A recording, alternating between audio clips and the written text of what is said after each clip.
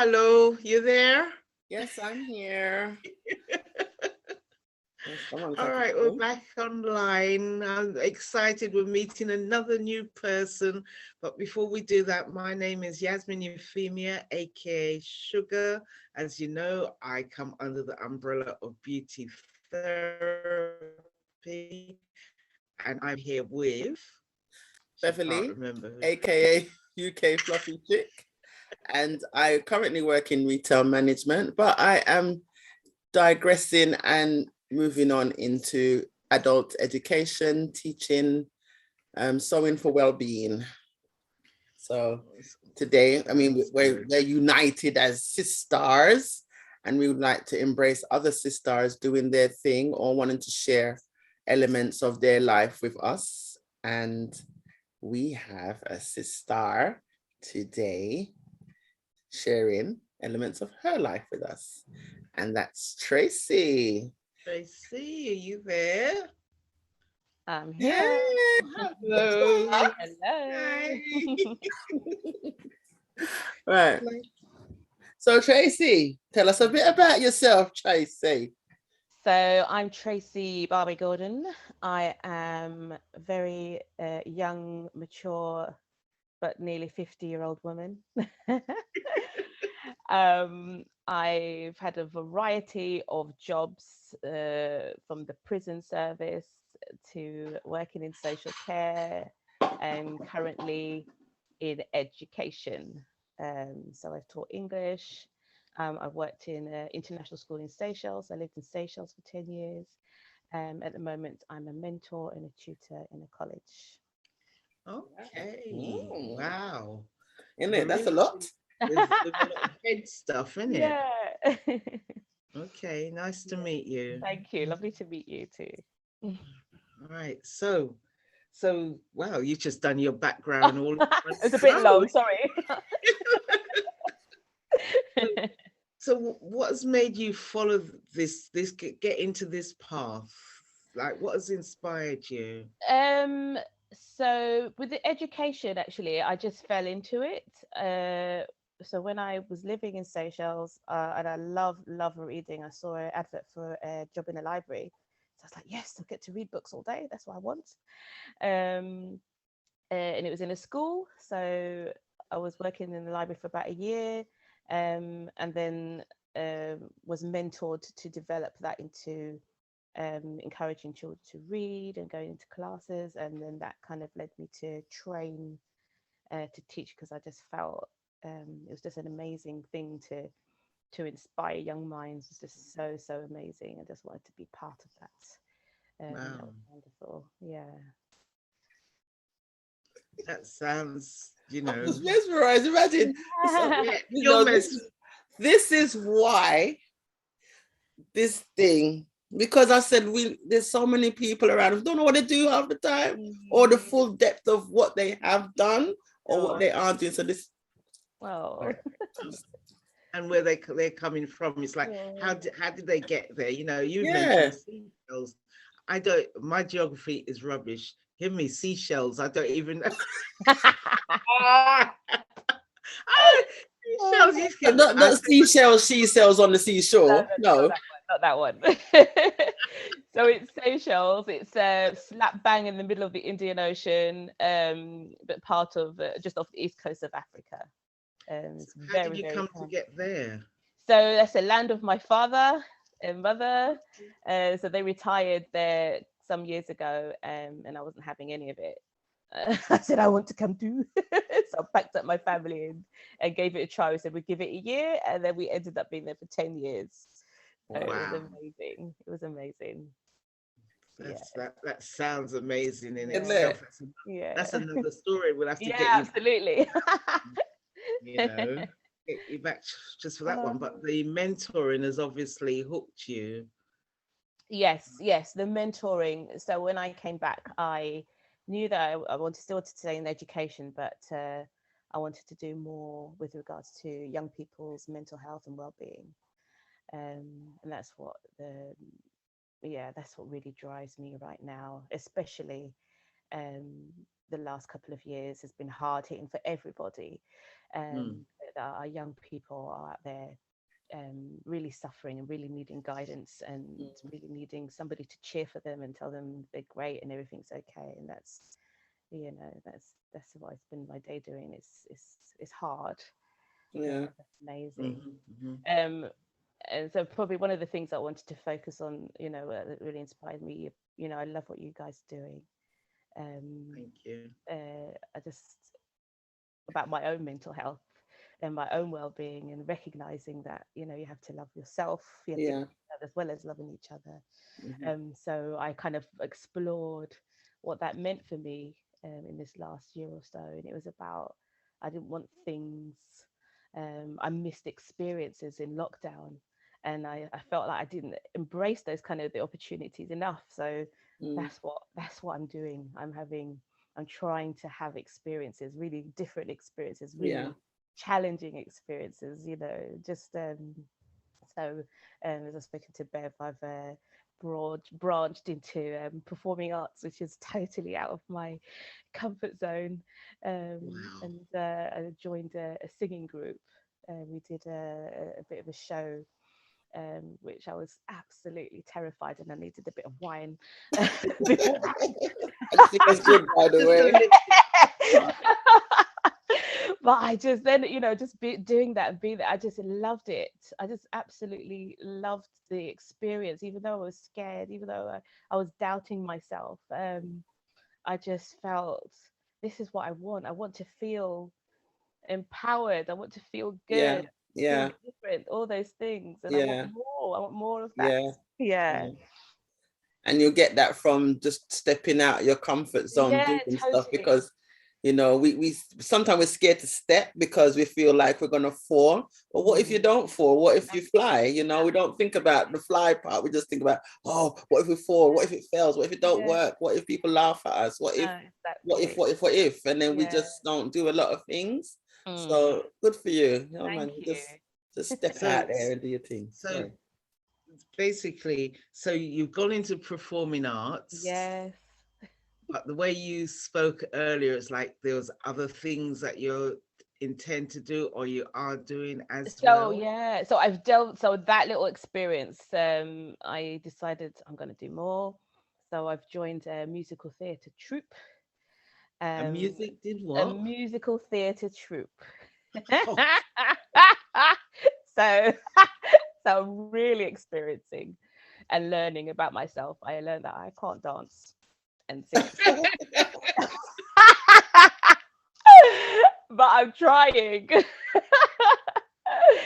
So I'm in a group with I'm the oldest person there. I'm the older person in this group, and they're bending and stretching and leaping and all these kind of things, and I'm there behind them, way behind them, but I'm trying. Yeah. That's a bit like when we did your keep fit for your birthday. Yes. You know, that I discovered I can't whine. Same. Oh my gosh, yeah, same. And not only that, well, I just joined the choir, and then when we're doing practice, I just stand stiff with the paper in my hand and I sing, and then she's saying, well, next week, which is tomorrow, we'll be working on movement. I'm like, move while we sing? Like, you want me to be able to move and sing at the same time? I can't concentrate. I need to. So yeah. I love it. Yeah, absolutely. But yeah, like I say, you have to embrace all these experiences. That's exactly it. You have to embrace. Yeah. So sorry. Are we going off track? Sorry. No, we're not going off track at all, because that's what it's about, challenging ourselves, isn't it? Absolutely. And getting out of the rut that we got into in the last 2 years. Because like you say, it's when we got shut down, that's when we realized how much we're not doing, how much we wanted to do. Because we you know, there were so many distractions, you know. Although lockdown hasn't been great for everyone, but it has been great for everyone because the distractions of life, you know, like a lot of the things that distract us from even just the people that we live with, you know, was gone. So now we have to know the people that we live with. So it's like, for some that you're locked in the house with them 24/7 because you can't go nowhere. It was like we were all living that Big Brother house experience. Oh, gosh, and it's like it's a good example, actually. yeah, it was like, wow, it's like you can't escape him. There's Like, no escape. yeah, because and then unfortunately, like, I heard like one of the news stories, they were saying a lot of people like divorced or lots of abuse was taking place in this time, because whereas if they were angry, they could just walk away. Now you can't. You just have to look at this person, you just want to punch them in the face or something. But it's like, but that was the story of some people's lives. So it's like being in mentoring, like what you're doing, and like with the kids, and being in that new environment because of lockdown. And then, I sometimes am guilty of it, of villainizing the youngsters. These kids, they're just these kids today. But they're always seen as the villains and the bad ones and the cause of everything. And just to know that there is mentors that, make them feel like, no, you're not, you're good. You're good. It's the adults that need. Yes, absolutely. Yeah. So. Absolutely. But yeah, but no, it's a good thing. So thank you. So in the long term, so we've got Tracy, the performing arts. We've got Tracy, the mentor, and we've got Tracy. Well, she's not in a choir yet, are you? No. Not yet. Not yet. She's getting there. So where does Tracy see herself? Where's future Tracy? I think I am not limiting myself to anything at all. I don't have a clear path of where eventually. I just want to show my children just to be brave, my own children. I want to show them I'm more than just mum. I want to that's what I want. And I want to embrace everything. I just want to have no limits for myself. So it could be that I decide to retrain into something else. Like I'm toying with the idea of counselling, or I'm not quite sure. But I'm just still exploring different things. But I just want it to be like in the same way, about helping people, and hopefully inspiring a little bit. That's what I want. So, I mean, I'm going back to seashells again. But because you that by plane. started your mentoring then, didn't you? Yes. Yeah. Just like, how did you develop on that? Because you sort of come to the UK and it sounds like you carried on with it. So in the Seychelles, it was quite different because I didn't know the Seychelles teenager, so it was a learning experience as to what different experiences they were having, what different struggles they were having. And actually, when I deeped it, it was actually the same. It was the same thing. So part of my role in the school was pastoral. And I just found that I really loved that so much more than the teaching part of the job, and just having that clicking moment when the kids kind of gets it that you're rooting for them, that they're actually good human beings, and it's just there's nothing like it. So that's why I kind of felt, no, when I'm looking for work in the UK, this is what I want. Okay. And so, like, you're the terminology you're using, generally people, I'm not showing my ignorance, but like you say, pastoral, what does that mean? So it's so I was academic, so all to do with their learning, but also to do with their well-being, to do with their mental health, to do with their friendships, which is a huge thing. Friendships, it was a huge deal. Yeah, it's just about them trying to help them to be good people and know what being a good citizen is. So that's the kind of thing. Okay. Yeah. So you come under safeguarding and that Yes, sort of yeah, a lot thing of as well. safeguarding. Yeah, yeah, Wow. absolutely. Yeah. That's serious hard work. Yeah, yeah, yeah. It really is. You know, So what are serious. some of the main challenges that you face, like trying to, do the best within your role? Um, I was, like I was mentioning friendships, it's funny how important those relationships are to teenagers and to young people.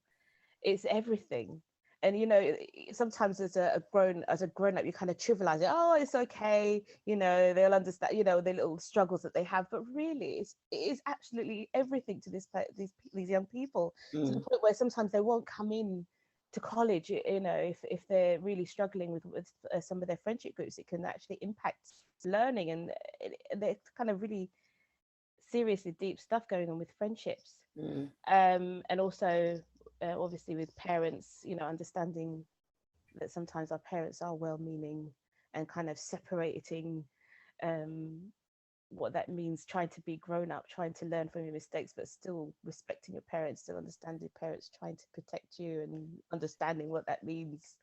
So those quite big things that I've been dealing with. And as I don't like keep going on about the lockdown, but lockdown really impacted on young people's confidence. So the confidence, even there's a number of kids that I'm working with that can't even leave their home to come into college or to or to go out and about like they used to, and it's really sad actually. Yeah, Really I've seen that in the yeah, classroom as well. I've got 16 to 18-year-olds yeah. and they don't actually speak to each other in class. Mm, And I thought it was just in class, yeah. but like I've seen them in the refectory and they're all on a different table, although Wow. they've come from the same class, but they're Yeah. all on the phone. Wow. And it Wow. took weeks down the line to realize that they're communicating via the phone, not texting, but via their social media, Mm, and yeah, it's like, absolutely. because that's what they've Yeah, developed that's in what the they. last Yeah, yeah. 18 They've plus lost. months. They lost Yeah, person-to-person communication. It's yeah, yeah. you know. So that's very, Mm. and to get them to speak to you when they've got a problem. Now you're must be amazing to I draw try. words out. Sorry, Sometimes I'm speaking to myself. But yeah, I'm hoping it's getting yeah. they're Yeah, hearing you. They yeah, are. yeah, yeah. Hopefully, yeah. It's I just think that they it's don't. because I think for the kids it's about acceptance, isn't it? Because like, when you think back to what we were probably like as youngsters, I mean, some of us were rebels, but I mean, like in general, you want to be accepted in a social group of some sort. Yeah. Like, and when you don't have that, when you haven't been accepted, it makes you want to isolate and withdraw rather than, okay, that group hasn't accepted me, let me try another group. But it's like, if you're not getting that cheerleader factor from home to say, okay, that group might not accept it, but try another group, and it's not something that you just get up and learn. So yeah, it can be quite challenging Yeah, for the absolutely. youngsters. But then there's also what age group are you with, Tracy? So I'm predominantly with 14 to 19-year-olds, although I do have some lovely golden oldies. One of them 60. And she looks at me, what can you teach me, young girl? Oh no, that's Yeah. the wrong attitude. But yeah, Oh, most so you're actually with a challenging age group because to a mm, certain extent they're not children and yeah. they're not adults. So when you treat them like children, they're like, "Oh, I'm a big Oh, person." oh gosh. Then when you treat them like an adult, it's like, "But I'm only No, a no, no, child." absolutely. This is a funny age. It's just such a funny age. Mhm. Oh gosh. Absolutely. Yeah, yeah, that's definitely. Mm, So I know that you're challenging yourself because you know, you're in your performing arts, you're in your musical theatre, you haven't quite joined the choir yet, but somebody here might try and convince you to, because somebody has Really? the choir, all right? But I'm calling no names. Oh, sure. But like, and you could go on to do training in counseling and that Mm, sort of thing. yes. All right. So you've got an inkling of where you want to go. What do you want to achieve? Oh gosh. I just don't want to waste my life. That sounds really awful. I just like, just I hopefully live to an old lady and say I did not waste my life. I really tried to live my life to the fullest and be the best that I could be. I think that may sound a bit too broad, but that's generally how I That's feel. the what do I call it? The rocking chair effect. Yes. When you're in the rocking chair, you're able to rock there and tell the story That's what I about, want. yeah, Yeah. the rocking chair test. So Yeah, I love that. when you look at what's happening Mm, this in the present now, you think, yeah. what would I say if I was in the rocking chair? What would I say about this? Mm, So then mm, you know you got to up your game. absolutely. Absolutely. Okay, all right. So training wise, like CPD, continual professional development. Have you Mm. got anything on the books? So there are a few things that I've asked my manager for. A number of the people that I work with are going through like transitioning, um, non-binary or trans, that and I just feel out of my depth a little bit when I'm supporting them, in conversation. I just struggle a little bit and I don't want to offend, and I want to say the right thing, and I just feel I need more knowledge on how to help some of these young people. There are quite a number of them that are experiencing that, so these are things that we're kind of looking All into. right. I want to clarify. I want to clarify that Sure. transitioning. Yes. Oh, sorry. So from male to female or female to male. Okay. Okay. Yes. All right. Yeah. Or Yeah. what about those that don't identify with any gender at There's all? some that don't. Yes, I don't identify with any gender. So I learned recently that there are, I think, 68 genders. So this is something that I had no idea that people could identify with such a number. There were a number of different genders that people could identify with. I just feel, oh, I need to know. 68. Mm, yeah. Okay. Yeah, I know. And we only know of I know. like two.